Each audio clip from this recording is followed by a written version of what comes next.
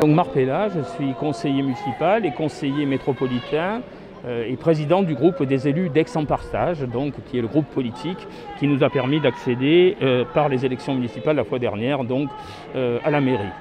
Je suis là, je le disais tout à l'heure, en tant qu'élu de la République tout d'abord, parce que je pense que les élus doivent, au même titre que les citoyens, prendre leurs responsabilités. Aujourd'hui, la loi est devant justement la représentation nationale, devant les députés, devant des élus. Que vont-ils faire? Que vont-ils choisir? D'aller vers toujours plus de répression, d'aller vers une loi fourre-tout qui est dangereuse pour les libertés, ou vont-ils comprendre qu'à partir de l'état de droit tel qu'il est aujourd'hui, nous pouvons répondre aux défis de notre temps? Voilà deux conceptions très différentes. Pour ma part, évidemment, vous avez compris, je suis du côté de la démocratie, de l'état de droit et de la justice. Et je pense que c'est ainsi que l'on règle les problèmes d'une société de plus en plus contrainte, de plus en plus inquiète, de plus en plus, c'est vrai, agressée entre la crise sanitaire, le terrorisme et malheureusement les problèmes économiques et sociaux qui en découlent. Voilà pourquoi je suis là. Je suis là comme élu et comme citoyen pour dire qu'une autre politique est possible.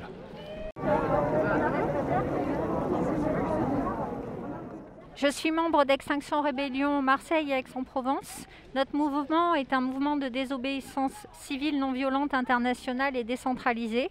Et aujourd'hui, nous manifestons contre la loi sécurité globale, car c'est une entrave à la liberté de manifester anonymement et librement, et ça encourage l'escalade des violences policières. Notre mouvement s'appuie sur des actions directes, illégales mais non violentes, et nous luttons pour avoir le droit de continuer à manifester dans une société égalitaire et pas soumise à une politique sécuritaire comme c'est le cas en ce moment. Nous pensions vivre dans le meilleur des mondes, mais c'est Big Brother qui s'installe dans nos vies en catimini. Je suis Thomas Boulier, coprésident de la section d'Aix-en-Provence de la Ligue des droits de l'homme. Et en fait, on soutient donc ce rassemblement parce qu'il s'inscrit déjà dans ce qu'on fait depuis plus d'une décennie, c'est-à-dire qu'on a manifesté au niveau national et parfois au niveau local contre les violences policières. On l'a fait également dans le cadre de l'état d'urgence.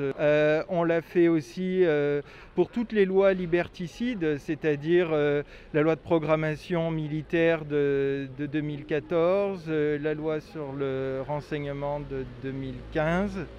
Et donc voilà, ça s'inscrit dans cette démarche contre la surveillance généralisée, contre une société des suspects. Cette loi s'inscrit au fond dans la suite logique des précédentes et nous nous y opposons de manière tout aussi logique comme on l'a fait pour la précédente. Est-ce que tu peux m'expliquer la symbolique de cette croix rouge devant le masque? Eh bien, c'est une croix rouge parce qu'on veut nous faire taire et nous sommes tous en noir parce que nous portons le deuil de la liberté, entre autres choses, de la liberté d'informer. Je suis Attaque Pays d'Aix, évidemment, Attaque est dans le mouvement, parce que ces lois, c'est uniquement dans le but de restreindre nos droits de manifester. Et comme je le disais tout à l'heure, qui est dangereux en fait? Est-ce que c'est les soignants qui manifestent pour avoir plus de moyens, ou est-ce que c'est Macron qui ferme des lits d'hôpitaux, surtout en ce moment? Est-ce que ce sont les citoyens qui marchent pour le climat, ou est-ce que c'est Macron qui torpille les propositions de la Convention citoyenne pour le climat, qui repousse l'interdiction du glyphosate, qui continue à vouloir négocier l'accord Union européenne-Mercosur avec un pays qui détruit l'Amazonie? Est-ce que ce sont les citoyens qui se battent, qui demandent plus de justice sociale? Ou est-ce que c'est Macron qui supprime l'ISF, qui diminue l'APL, qui traque les chômeurs et qui en même temps fait un boulevard aux multinationales qui planquent leurs bénéfices dans les paradis fiscaux? Est-ce que ce sont les citoyennes et les citoyens qui aident les migrants?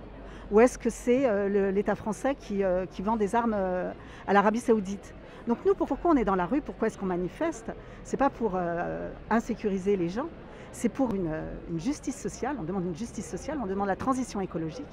Et Attaque, donc je vais finir par ça, Attaque pour un monde démocratique, solidaire, écologiste et féministe. C'est pour ça qu'on est dans la rue. Et on ne veut pas qu'on nous empêche de descendre dans la rue pour demander ce monde-là. Ce gouvernement restera dans les annales comme le gouvernement le plus répressif depuis la sinistre mandature de Maurice Papon. Benjamin, collectif d'échange citoyens du Pays d'Aix. C'est une jeune association et du coup on s'est pas mal mobilisé depuis le 30 octobre par rapport au dossier de la loi sécurité globale. On a fait un appel à co-signature d'un communiqué qu'on a diffusé le 4 novembre. Dans cet appel à la co-signature, donc, il y a une vingtaine d'organisations qui ont signé et 150 individus qui ont signé le même communiqué, dont l'UCL, l'Union communiste libertaire, qui est une organisation politique et qui est une fusion d'alternatives libertaires et des confédérations des groupes anarchistes. Pourquoi l'UCL soutient cette mobilisation? Tout simplement parce que cette loi sécurité globale est une loi liberticide et scélérate. Elle nous diminue notre capacité d'informer la population par le biais des images en manifestation, mais elle augmente le pouvoir de contrôle des masses par la vidéosurveillance, les drones, les caméras embarquées des forces de l'ordre, des agents de la RATP même, soi-disant pour mieux maîtriser les manifestations et éviter les débordements. Mais on sait tous très bien qu'en réalité ce sont des processus plutôt militaires. Et si on souhaitait désamorcer l'escalade de violence, il pourrait y avoir des techniques plus sur la communication, sur le dialogue, plutôt que le contrôle des masses depuis le ciel.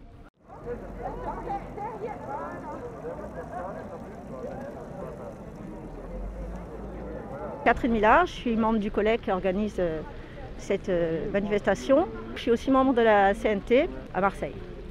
Dès qu'on a publié cette tribune, on a sollicité divers syndicats, organisations, associations et effectivement la CNT soutenait notre texte.